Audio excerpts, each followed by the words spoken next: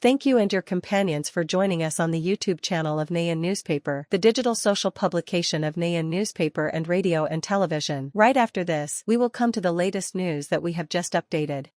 China's Fujian aircraft carrier recently passed through the Taiwan Strait and entered the South China Sea for sea trials, the Chinese Navy said on September 12. The carrier, which was first launched in 2022, began sea trials last year and has yet to be formally commissioned, according to Reuters.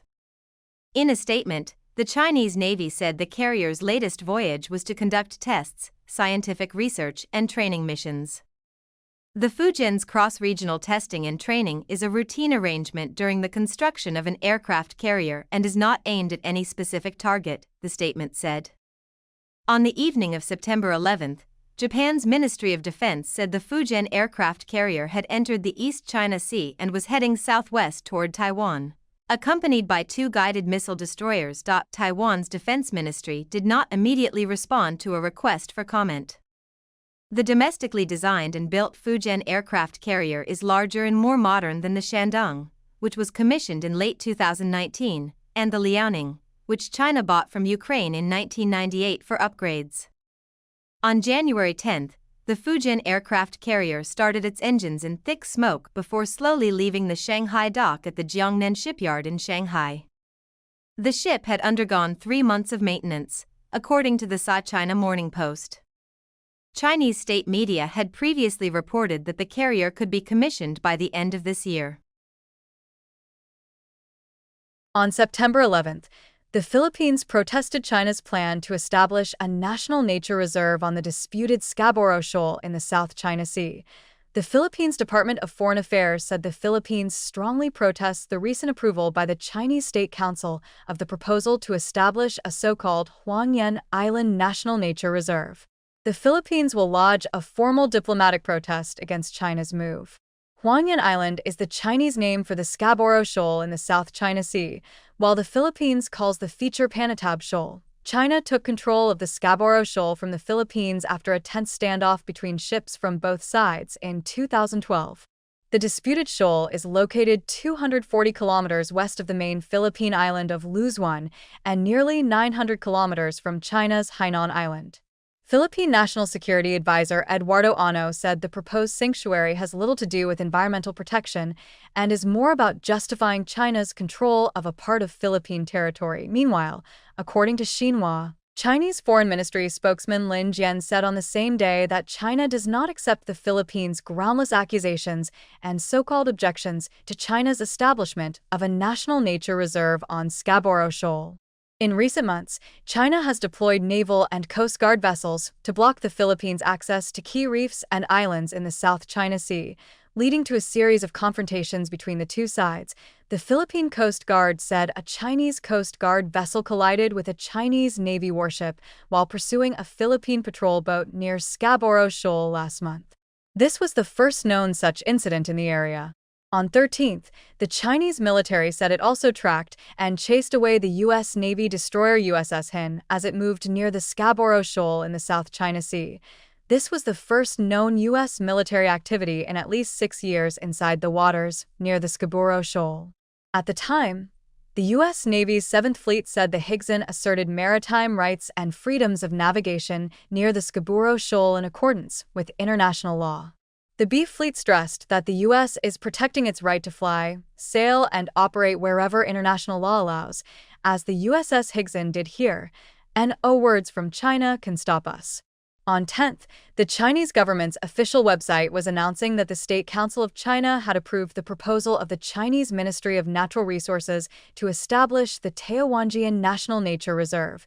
The proposed reserve will cover an area of 3,523.67 hectares with a focus on coral reef ecosystems, Chinese state media reported, AFP reported. The People's Liberation Army Rocket Force has officially terminated cooperation with nearly 200 experts and suppliers in the defense sector, the South China Morning Post reported. The drastic move comes after a years-long investigation into corruption in military procurement in the country. Information released by the Chinese Government Procurement News Agency on October 10 said that from October 28 to October 1, The rocket force posted a series of notices on its military procurement network, listing 74 procurement experts and 116 suppliers banned from participating in related activities, with some individuals and units being excluded from procurement projects of the rocket force alone, while others were excluded from the entire procurement system of the People's Liberation Army. The PLA report also stated that the first violation was discovered in 2016 when a project evaluation expert was stripped of his participation rights due to flaws in the appraisal process. The rocket force was established in December 2015 as part of the military reform initiated by President Xi Jinping. It is responsible for the leading strategic weapons, including nuclear missiles, one of China's core military assets. The comprehensive campaign to crack down on defense procurement began after the fall of former Defense Minister Li Shangfu in 2023, a turning point that sparked a series of sweeping anti-corruption investigations within the People's Liberation Army. On September 11th, Tat Ayan reported that former Thai Prime Minister Thak Xin spent his first 2 nights at Klong Prem prison without any health problems. Lieutenant Colonel Chanjanap, a spokesman for the Department of Corrections, said that Thak Xin is undergoing a 5-day quarantine period before being assigned to a common cell and assigned a job that suits his abilities. In Thak Xin's case, he can take on the job of a foreign language teacher and help with the rehabilitation of other inmates. According to Chan, Thak Xin is currently in a completely stable mental and physical condition. The former Prime Minister also did not make any special requests during the quarantine period. He still eats 2 boiled eggs and drinks coffee every morning and has no trouble sleeping, Chain added. A day earlier, Pin Tongta Zinawacha, Thak Xin's eldest daughter, confirmed that the former Prime Minister fully complied with the court's ruling. Pinongta shared that the Shinsha family will always be by his side. We also thank all the support for my father. According to local media, Klong Prem Prison is a facility that has held many high-ranking Thai politicians and has relatively harsh living conditions. However, it is unclear how long Thak Xin will serve in prison because he is eligible for house arrest on 9th. The Thai Supreme Court sentenced former Prime Minister Thak Xin to 1 year in prison for a violation related to staying in a hospital for 6 months instead of serving his sentence.